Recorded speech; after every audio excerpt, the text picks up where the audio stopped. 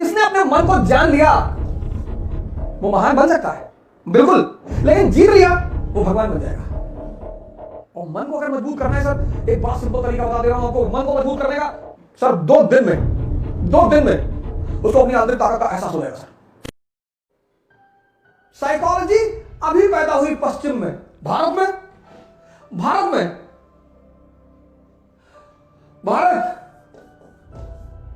बुद्ध मन पर काम करते हैं। पश्चिम ने मन को समझना सिखाया, भारत ने मन को जीतना।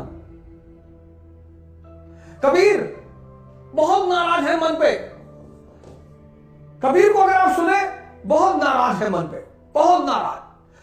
रविदास बड़े मृदभाषी है। रविदास कहते हैं मन चंगा तो कठौती में गंगा।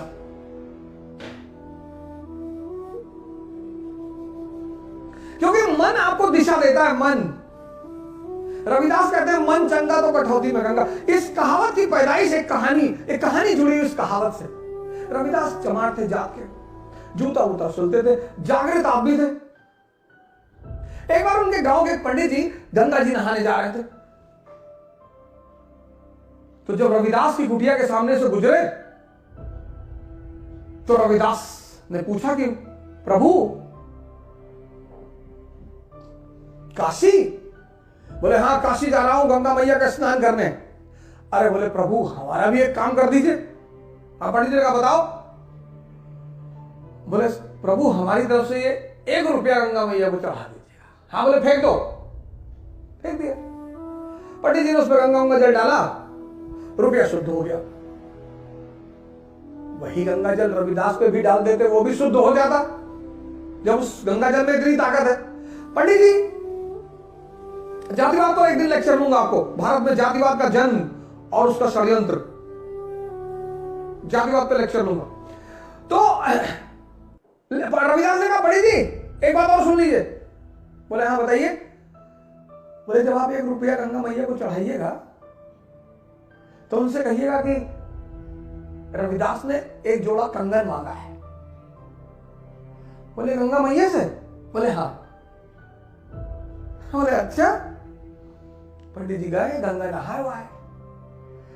नहा वहा के पंडित जी को याद आया कि यार रविदास ने 1 रुपया दिया था और कहा था गंगा मैया से हमारे लिए कंगन मांग लीजिएगा।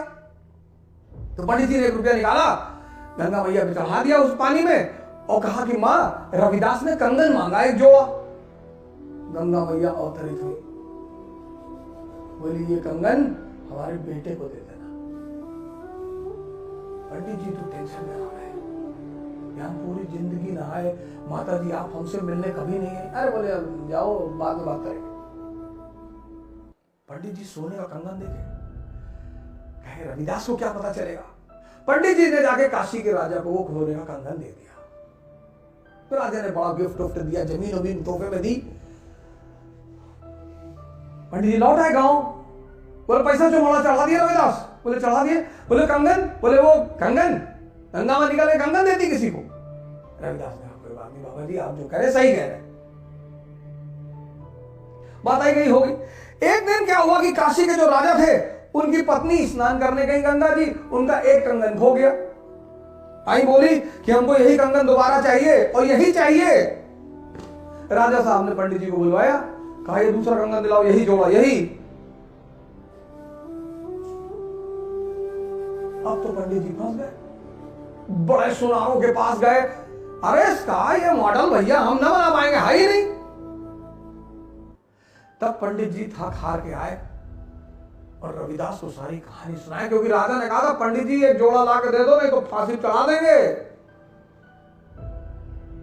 तब अंत में आए रविदास के पास कि भैया बचा लो नहीं तो जान चली जाएगी। कंगन दिया था मां ने और पूरी कहानी उन्होंने सुनाया।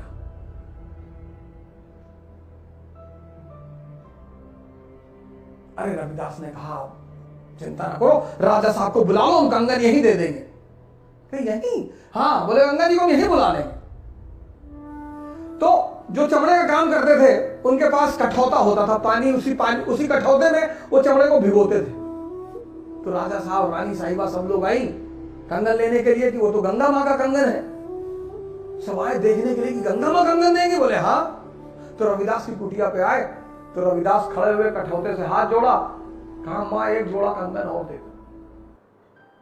तो कठौते से गंगा जी निकले। वहीं पर यह मुहावरा बना, मन चंगा तो कठौती में गंगा। तुलसीदास ने कहा जाकी रही भावना जैसी।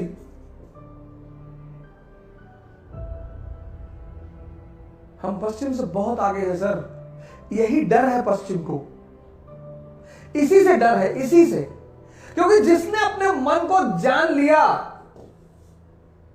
वो महान बन सकता है बिल्कुल, लेकिन जीत लिया वो भगवान बन जाएगा। भारत बहुत आगे है पश्चिम से। पश्चिम को पता है कि इस धारा को तोड़ दो, इस धारा को। बुद्ध कहते हैं विपश्यना, स्वयं को देखना।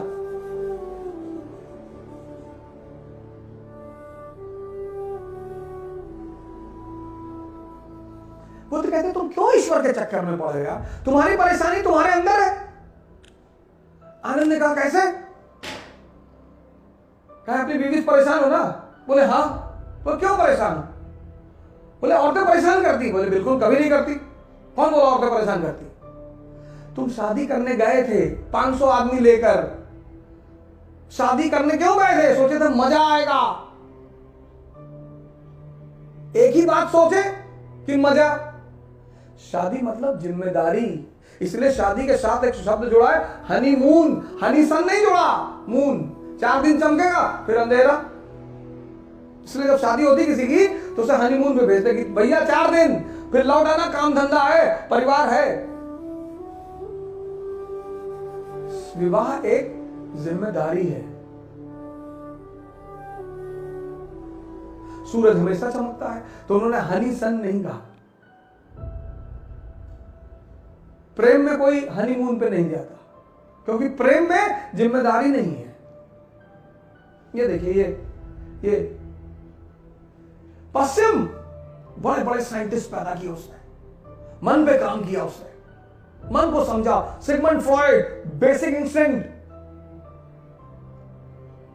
Psycho analysis. पश्चिम को एकदम पढ़िए सर, पश्चिम के पास तो एक से एक विचारक है।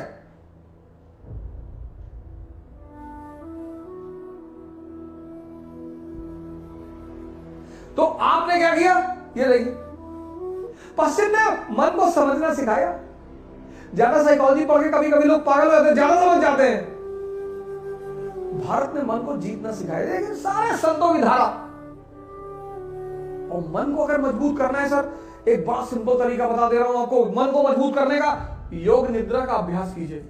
योग निद्रा जो इंग्लिश मीडियम में है वो टिम रो की योग निद्रा डाउनलोड कर लें। टिम रो, कुछ करना नहीं है सर,